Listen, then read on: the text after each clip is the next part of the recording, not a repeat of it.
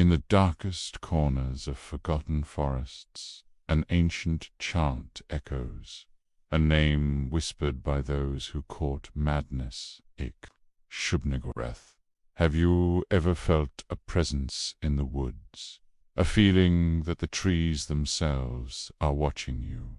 You might be closer to a horrifying truth than you realize. Today we ventured deep into the lore of one of the most enigmatic and terrifying entities ever conceived, the black goat of the woods with 1,000 young. This isn't just a story. For some, it's a belief, a dark faith whispered in clandestine rituals under a moonless sky. So, what is Shub-Niggurath? Imagine a being that defies all known laws of nature. It's not something you can easily picture. Descriptions are fragmented, pieced together from the ravings of those who claim to have witnessed it. They speak of a roiling, amorphous black cloud, a living storm of chaos. From this nebulous mass, countless tentacles writhe and squirm. Dripping mouths chant in a chorus of blasphemy, and the entire form is supported by short, goat-like legs with cloven hooves. It's a vision of pure, unadulterated cosmic horror, a being that exists beyond our comprehension of form and function. But its appearance, as terrifying as it is not the most horrifying aspect of Shub-Niggurath.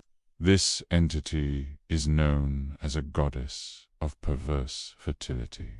It is a symbol of life, but twisted into a grotesque parody. Shub-Niggurath is eternally, monstrously procreating. It constantly spawns its 1,000 young, often referred to as the Dark Young. Think of the most ancient, gnarled tree you've ever seen. Now imagine it pulling its roots from the earth and walking.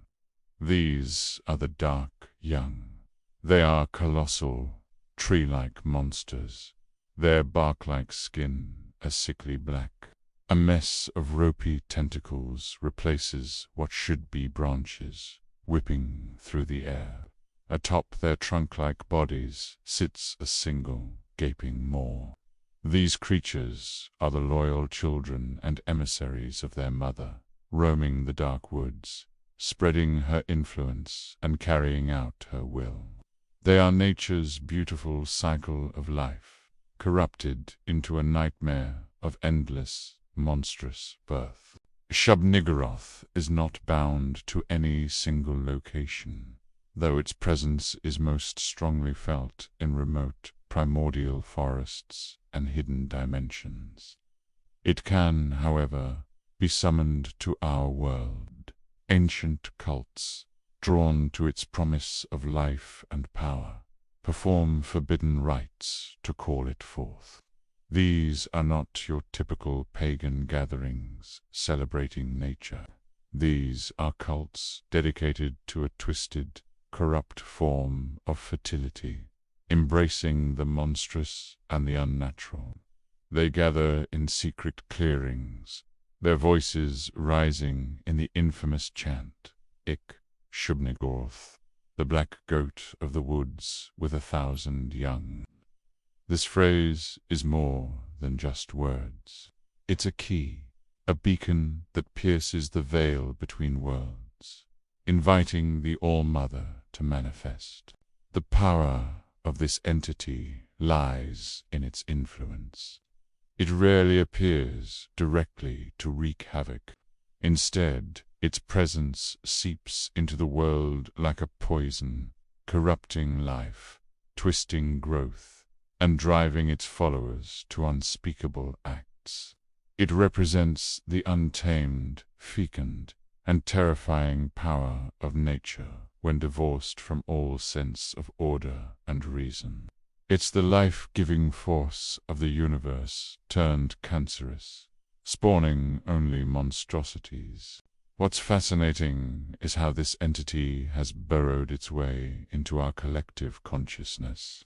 The name Shub-Niggurath was crafted to sound alien, a phonetic puzzle that feels both ancient and otherworldly. And it worked. This name has become one of the most invoked in fictional cults and dark rituals across a wide range of stories and media. A testament to its chilling power, it taps into a primal fear, the fear of the unknown, lurking just beyond the tree line. The fear of life itself becoming a source of horror. The idea of a female outer god is also significant. In a pantheon dominated by powerful, often indescribable male entities, Shub-Niggurath stands out as the ultimate matriarch, the all-mother of monsters. Her domain is creation, but a creation that is horrifying and alien. She is not a nurturing mother goddess in any traditional sense. She is a force of raw, chaotic biology, birthing endless horrors without thought or care. A symbol of life's terrifying and relentless drive to simply be asterisk, no matter the form it takes. This entity's lore is built on whispers and fragments. It is most often referenced in forbidden texts and the crazed testimonies of those who have brushed against its influence. This indirectness makes it even more terrifying. We are left to fill in the gaps with our own deepest fears. We don't see the full monster, but we see its children. We hear its name in dark prayers, and we feel its corrupting presence in the world. It's a perfect example of cosmic horror. The true terror isn't what you see, but the dawning realization of what it implies about the universe. The idea that such a being could exist, that the very processes of life and birth could be so grotesquely perverted, is a thought that can unhinge the firmest of minds. So, the next time you find yourself walking alone in a deep, ancient forest, and you hear a strange sound on the wind, listen closely. If you see a tree that seems to have too many branches, that seems to writhe in the corner of your eye, perhaps it's best to turn back. You might be treading on sacred and deeply unholy ground. The woods are old, and they keep many secrets, and some of those secrets have 1,000 young. Thank you for joining me on this descent into the shadows. If you find these explorations of the unknown as compelling as I do, be sure to like this video and subscribe to the channel for more dives into the darkness. Hit that notification bell so you won't miss our next journey into the abyss. Stay curious and stay safe.